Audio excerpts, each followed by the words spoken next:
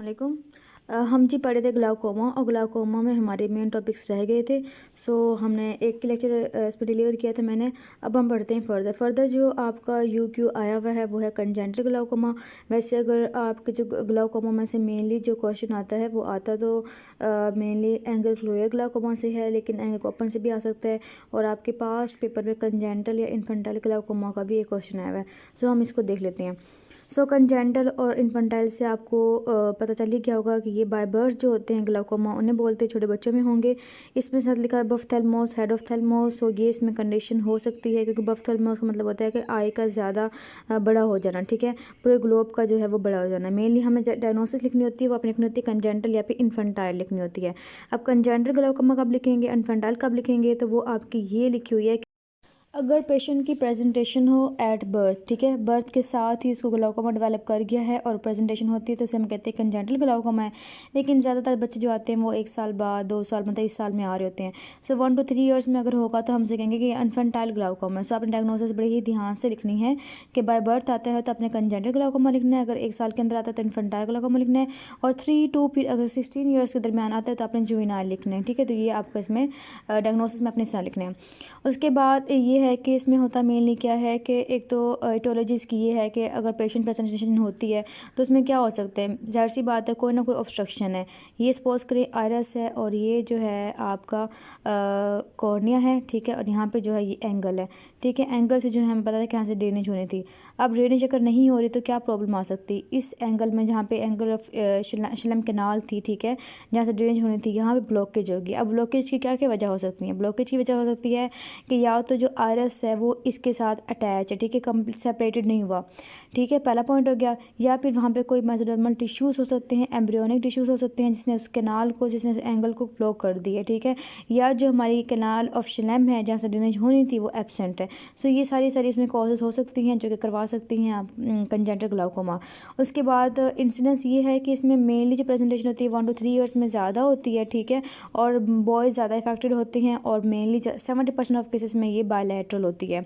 उसके बाद हम बात करते हैं, इसके हमने टाइप्स की बात कर ली है। उसके बाद ये आपको पूछा नहीं जाता, आप जैसे रीड कर लें।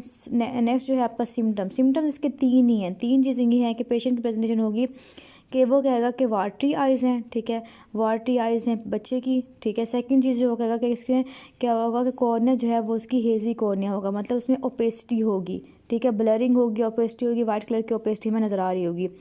और थर्ड चीज़ क्या होती है कि थर्ड चीज़ में वो कहते हैं कि कॉर्निया की जो है, कॉर्निया का जो साइज़ है वो इनलार्ज कर गया है। वैसे नॉर्मली जो हमने बात की थी कि 10-11 जो है वो मेनली होती है, लेकिन बच्चों में जो है वो 10.5 मिलीमीटर तक होनी चाहिए।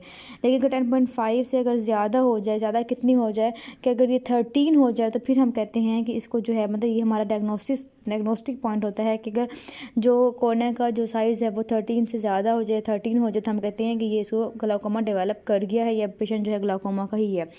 3 चीज़ें थी कि एक वाटरी आई थी, फिर सेकंड चीज़ थी कि इसके अंदर हेजी कॉर्निया था, थर्ड चीज़ थी कि इसके अंदर जो है कॉर्निया का साइज इनलार्ज कर गया है। बफ्थेल्मोस में यही होता है कि पूरी की पूरी जो है ना, एक होता है मेगालोकॉर्निया भी होता है, मेगालोकॉर्निया में भी कॉर्निया का साइज बड़ा हो जाता है, एक वो भी इसका डिक्रीज बन सकता है, एक बफ्थेल्मोस बन सकता है, उसमें पूरी की पूरी आईबॉल इनलार्ज कर जाती है, ठीक है, और उसमें भी प्रेजेंटेशन तकरीबन सेम ऐसे ही होती है। ये आपने कर लिया इसके अंदर। नेक्स्ट हम साइंस क्या देते हैं, साइंस सेम वैसे ही है कि पूरे के पूरे कॉर्निया की जो है वो इनलार्जमेंट होगी, पूरा पूरा आई बॉल जो हमें नज़र आ रहा होगा वो बहुत इनलार्ज होगा, ठीक है। उसके बाद नेक्स्ट अगर हम बात करें कौन कौन से में मिल सकते हैं, तो कॉर्नियल एडिमा मिल सकता है। कॉर्नियल एडिमा के साथ ही जो एंडोथीलियम होती है, ठीक है, ये हमारा सपोज करें कॉर्निया है, कॉर्निया की जो एंडोथीलियम होती है वो थोड़ी सी जो है वो सॉफ्ट सी होती है, तो वो रप्चर कर सकती है, रप्चर करती है तो वहाँ पर हमें हैप्स ट्राया मिल सकते हैं। ये आपका MCQs आपने इसको याद रखना है।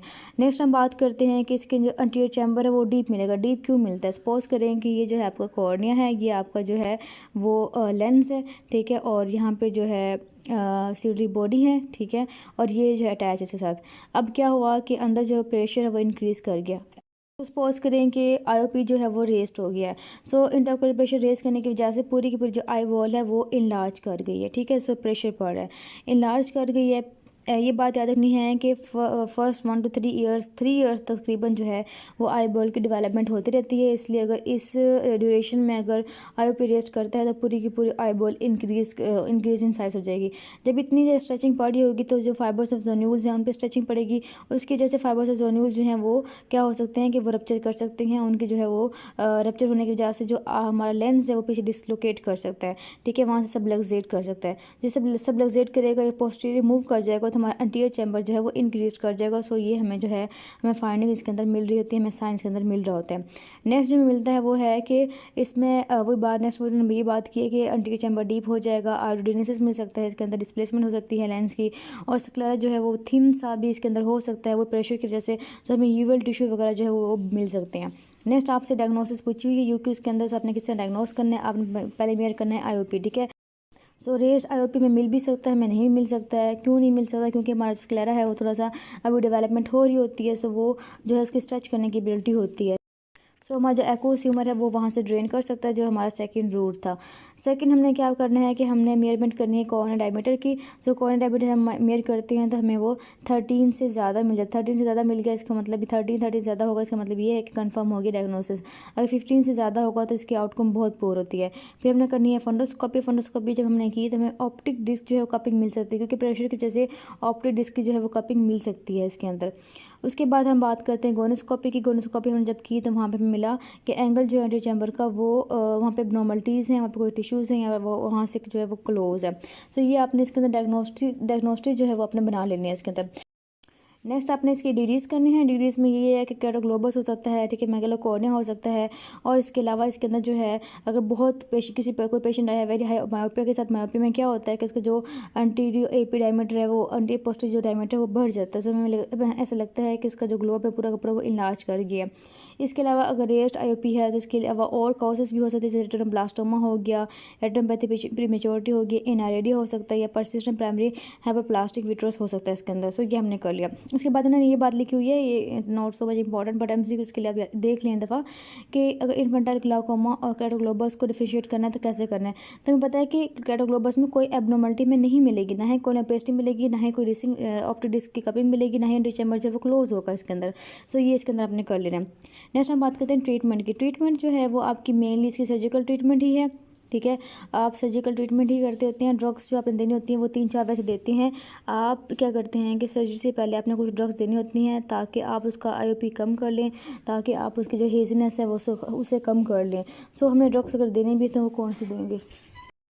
सो ड्रग्स में अपने एक इम्पॉर्टेंट बात याद रखनी है कि इसमें आपने मियोटिक्स नहीं देने, क्योंकि जब हम देखते हैं कि जब एंगल क्लोज हो जाता है तो हम उसमें मियोटिक्स देते हैं। मियोटिक्स देने से क्या होता है कि जो आरस है वो इस एंगल से थोड़ा दूर हो जाता है, दूर होने की वजह से वो उसमें बेहतरी आ जाती है। लेकिन हमारा मसला तो मेन है ही ये कि हमारा जो ये एंगल है, यहाँ पर जो एंगल था वो क्लोज़ हो गया है, ठीक है। उससे जैसे जो है कोई ना कोई ऑब्स्ट्रक्शन है तो ऑब्स्ट्रक्शन जो है वो ठीक, चाहे आप जितना मर्जी उसको मियोटिक दे दें वो इम्प्रूव नहीं करता। सो मियोटिक्स का कोई रोल नहीं है इसके अंदर। सो ये आपने याद रखना है एज MCQs। तो फिर इसके अलावा हम क्या देंगे, इसके अलावा हम प्रोस्टाग्लैंडिस आपने इसमें लिख दें एक चीज़, ठीक है, प्रोस्टाग्लैंडिस दे सकते हैं।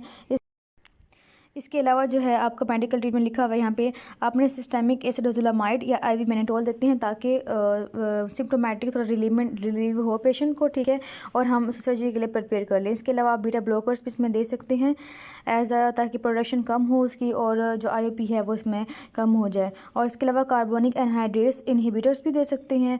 सो ये आपने इसके अंदर याद रखना है। उसके बाद मेन ट्रीटमेंट जो सर्जरी है, सर्जरी में हम कैसे करते हैं और कौन सा करते हैं, इसमें आपके सर्जरी में लिखे हुए हैं गोनियोटमी। सो गोनियोटमी कब करते हैं, जब पेशेंट का जो कॉर्निया है क्लियर हो तब आपने गोनियोटमी परफॉर्म करनी है। तो इसमें करना क्या होता है, इसमें आपने ये करना होता है कि इसमें आपने एक गोनियोटमी नाइफ़ लेनी है। नाइफ़ लेने के बाद आपने सपोज करें कि ये जो है ये आयरस है, ये कॉर्निया है और यहाँ पे एंगल है। सो आपने जो है वो नाइफ़ लेके जानी है और यहाँ पे जो है उसको थोड़ा सा कट लगा देना है ताकि यहाँ पे जो थोड़ा सा सुराख प्रोड्यूस हो जाए। उस सुराख से क्या होगा कि आगे कैनाल ऑफ श्लेम होगी, तो कैनाल ऑफ श्लेम के थ्रू जो है वो ड्रेनेज होना स्टार्ट हो जाएगी। ये हम तब करते हैं जब श्लेम कैनाल जो है आपको पता हो कि वहाँ पर जो है प्रेजेंट है।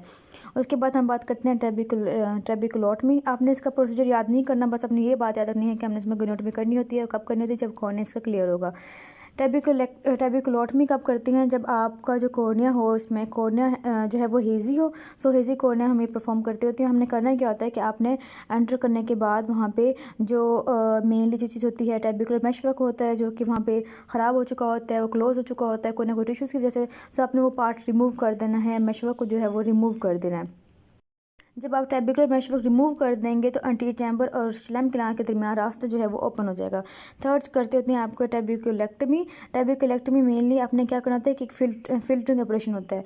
इसमें यह करना होता है, सपोज करें ये कॉर्निया है और यहाँ पे जो है कॉर्निया है और यहाँ पे जो है वो आयरस है, ठीक है, और यहाँ पे जो है हम जा रहे हैं। सो यहाँ पे यूवेल ट्रैक है और यहाँ पे जो है ऊपर आपका स्क्लेरा है।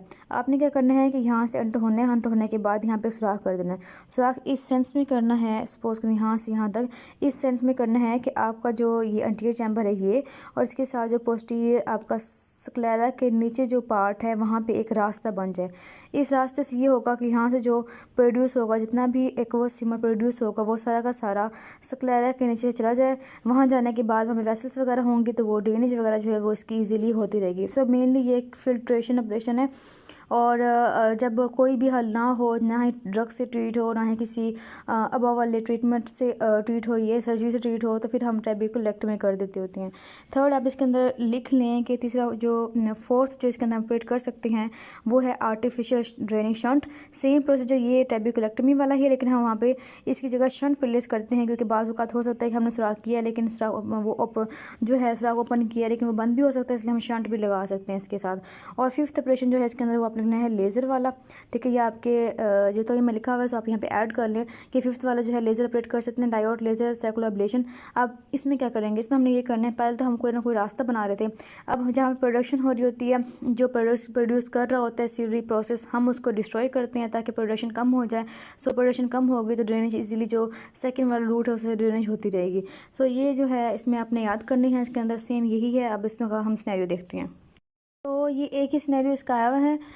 A mother brings her 1-year-old baby with watery eyes and white cornea. On examination, cornea diameter are 13. So आपने तीन बातें ही याद करनी है कि वाटरी आया था, कॉर्निया जो थी वाइट हो गई, ये हेजी कॉर्निया है और कॉर्निया डायमीटर 30 मिलीमीटर हो गया है। अब अगर आप ये सोच रहे हैं कि इसको हम कैटोग्लोबस क्यों नहीं ले सकते, तो आप इसलिए नहीं ले सकते क्योंकि उसके अंदर वाटरी आइज़ और वाइट कॉर्निया नहीं था। सो हमारा क्या बनता है इस डायग्नोसिस, इन्फेंटाइल ग्लाउकोमा बनता है। और डायग्नोसिस बतानी है आपने, इन्वेस्टिगेशन हमने कर ली थी और ट्रीटमेंट भी आपने, मेन जो ट्रीटमेंट थी सर्जिकल, वो आपने इसके नाम जो है वो लास्ट में लिखने हैं इसके अंदर।